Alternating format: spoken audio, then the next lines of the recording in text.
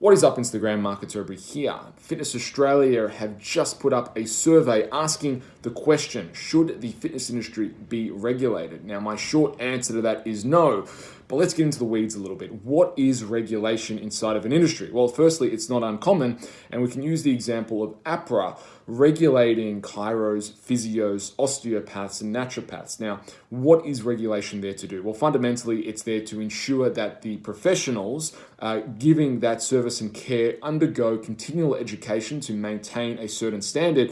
And also it's there to protect the consumer by way of the professional continuing education and those guidelines. Now, that is also paid for with a certain degree of freedoms. Let's say, for example, the physio wants to implement some new method that may be regulated and approved in, let's say, America. They want to bring it over to Australia, but Australia don't recognize that method and they're not allowed. So those things do happen. Now, the reason fundamentally why I think this is a very bad idea for the fitness industry is using the same example, is the fitness industry is a very, very diverse industry. So when we talk about regulation and regulating the whole industry, normally when we talk about regulation, we talk about regulating a profession, but they're putting it as to regulate entire industry, to which my first question is, are we talking about personal trainers? Are we talking about group exercise instructors, CrossFit classes, group classes, semi-private, Les Mills classes, big box gyms, small gyms, local gyms, weightlifting, powerlifting, bodybuilding, kettlebell? I don't know. What are we talking about? These things all work very differently, and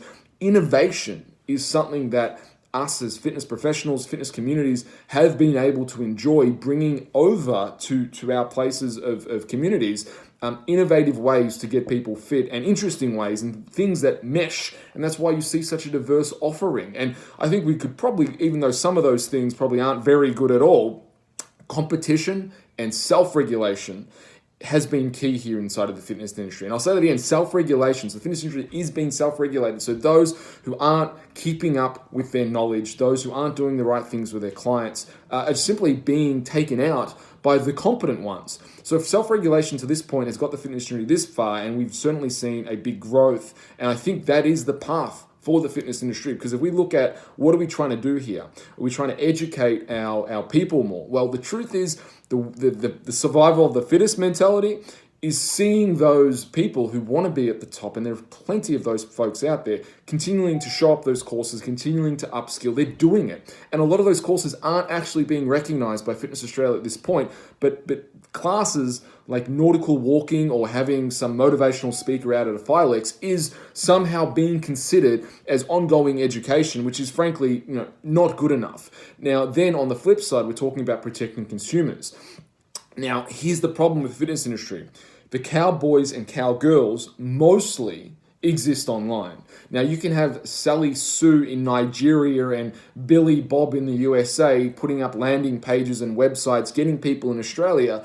There's no amount of regulation that's going to, unless you're Google or Facebook, there's no amount of regulation that's going to be able to stop that. They're still going to be able to catfish clients into getting dollars and basically ripping people off. So that is still going to exist regardless of regulation. So when we're talking about, there is a cost to this regulation. That's very important. So the question that I put forward is the cost of regulation worth it to the fitness industry? So what we're going to be giving up is the innovation to practice in large part. And I don't know how Fitness Australia intend to do this regulation. I suppose this is the initial question, but these are some things to consider as fitness professionals, whether we want this or not. And again, I'm going to say no. But in putting forward that regulation, let's say in the hope of getting, say, private health insurance across the line, to get that, the fitness industry is going to have to then tread along a more narrow path because, let's say, for example, CrossFit classes are not allowed private health insurance, but one-on-one PT is, or this type of one-on-one PT is, but that type of one-on-one PT, like one-on-one PT with a kettlebell is allowed, but one-on-one PT with a barbell is not. I don't know. But this is what we open ourselves up to, is having a regimented way and then saying, well, now we're giving a governing body the keys to tell us. But the industry is so diverse that I don't see this being possible because we're all using different modalities. Anyway, these are my initial thoughts around regulation. Again, my answer is absolutely not. Potentially, maybe someone at Fitness Australia can reach out to this video, let me know, give me a more understanding of what their plan, they're intending to do with their education, with community. But I do not see regulation in this industry. And again, final thought, the evidence that we have that self-regulation is working inside of this industry, the evidence that we have is approximately 80% of those getting their Cert 4s entering this industry end up exiting the industry within 8 months. Now, that is a good thing. Why? Because those who are unwilling to do the work, those who are unwilling to upskill, get continual education, are seeing themselves out with absolutely no regulation and impingements of our freedoms as fitness professionals. So these are my thoughts. My name is Mark Atterbury. Leave your comments below. Let me know what you think. And if you like this video, share it with your friends on everywhere that is social media and all that stuff. Anyway, see you on the next one.